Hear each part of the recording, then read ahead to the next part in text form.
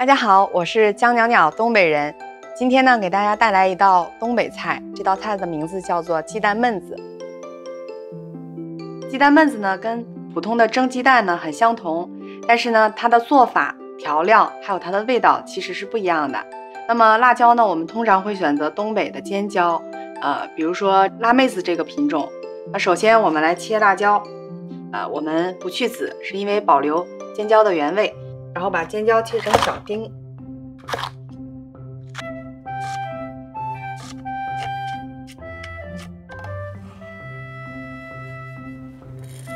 好，那接下来呢，我们开始打蛋液。首先呢，我们取一只这样的搪瓷碗，那这种碗呢，它导热特别的快，而且呢，它比较抗用耐摔。那一会儿呢，这只碗也是我们要蒸蛋的碗。我们把这个鸡蛋呢打散。接着呢，我们加入这道菜的灵魂，也就是我们东北比较有名的大酱，大概加入2-3勺就够了。如果没有大酱的话呢，我们可以加豆瓣酱或者是黄豆酱，但是呢，黄豆酱和豆瓣酱的口味呢，一般它比较甜，所以我们要加一点盐。把它均匀的搅拌一下，接着呢加入刚刚切好的尖椒丁，然后呢我们再加入一点13香，给它调一下味儿，加一点熟的豆油，它没有生的豆油的那种味道，而且呢蒸完鸡蛋以后呢，鸡蛋会更嫩滑，并且呢更加的香。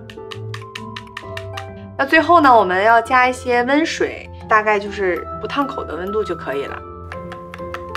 加温水呢，也是为了保证我们这个鸡蛋焖子的口感呢更嫩滑。如果加入这个水温特别高的话，可能它直接就成蛋花汤了。我个人呢是比较喜欢吃口感比较实的，那我可能会再握一个鸡蛋，握一个整个的放在里面。那好了，那这个鸡蛋焖子的前期准备工作就已经做完了。那菜做到这儿呢，很多朋友可能会问我，鸡蛋焖子配什么吃？那在东北呢，我们有一种吃法呢，就是蒸一些蔬菜配着鸡蛋焖子，我们给它起个好听的名字，就叫做五谷丰登。土豆呢，我们把它一分为2，切成2半；紫薯呢，我们切成3块；山药切成这些就可以了。东北的玉米呢比较软糯，大概切成这些。胡萝卜我们切成几段。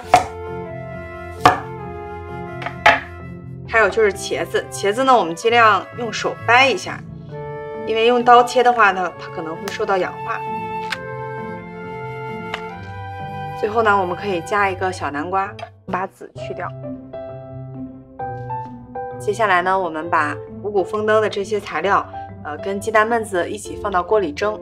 鸡蛋焖子我们给它再调一个味儿，可以撒上一些葱花。接下来，我们就是把这些五谷杂粮都放到里面，